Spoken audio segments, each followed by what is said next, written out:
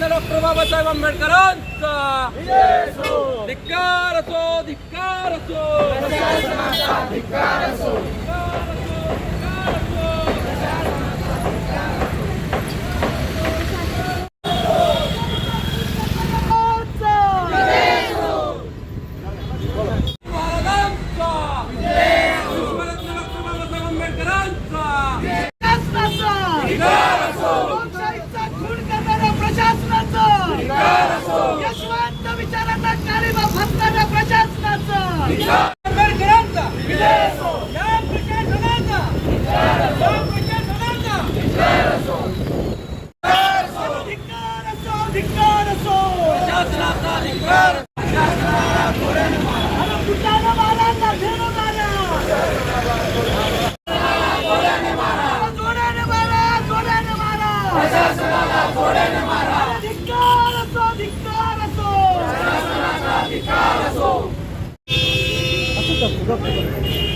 आज पुन्हा एकदा लोकशाहीचा खून झाला आणि 40-40 हजार मतामधून निवडून आलेले आम्ही जिल्हा परिषद सदस्य आम्हाला आतमध्ये सभागृहामध्ये फॉर्म भरण्यासाठी सुद्धा जाऊन दिलं नाही. अर्धा तास जिल्हा परिषदच्या बाहेरच्या गेटपासून आत जाण्यासाठी आमची धडपड चालू होती.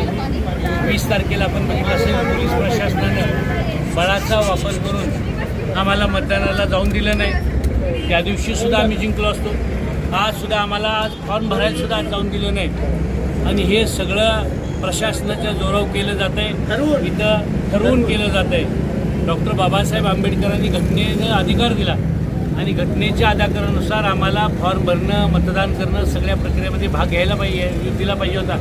पण आज लोकशाहीचा खून करून आम्हाला या सगळ्या प्रक्रियेपासून आम्हाला वंचित ठेवलं. आणि याचा निषेध म्हणून आम्ही आदरणीय ज्यांनी या पंचायत राज्याची स्थापना केली त्या यशवंतराव चव्हाण साहेबांच्या पुतळ्याजवळ आलो आणि चव्हाण साहेबांकडं सांगितलं की चव्हाण साहेब जिथून असाल तिथून तुम्ही जर हे बघत असाल तर तुमच्या एवढं दुःख दुसऱ्या कोणाला होणार नाही.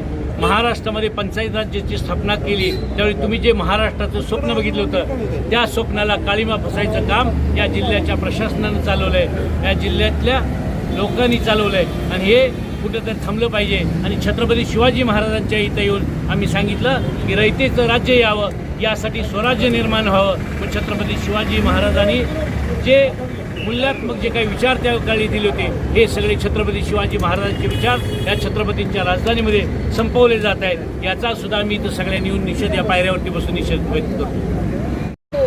झेडपी सदस्य कविता एकनाथ डोंबळे आज मी इथं आज जे 20 तारखेपासून आज आपण बघतोय, सगळी जनता बघते. आज हा प्रशासनाने जो आमच्या याच्यामध्ये जो पाठी खंजीर खुपसला आहे. आज आपला सातारा जिल्हा जो आहे तो आपण शूरवीरांचा जिल्हा मानला जातो, आज तो प्रसिद्ध आहे.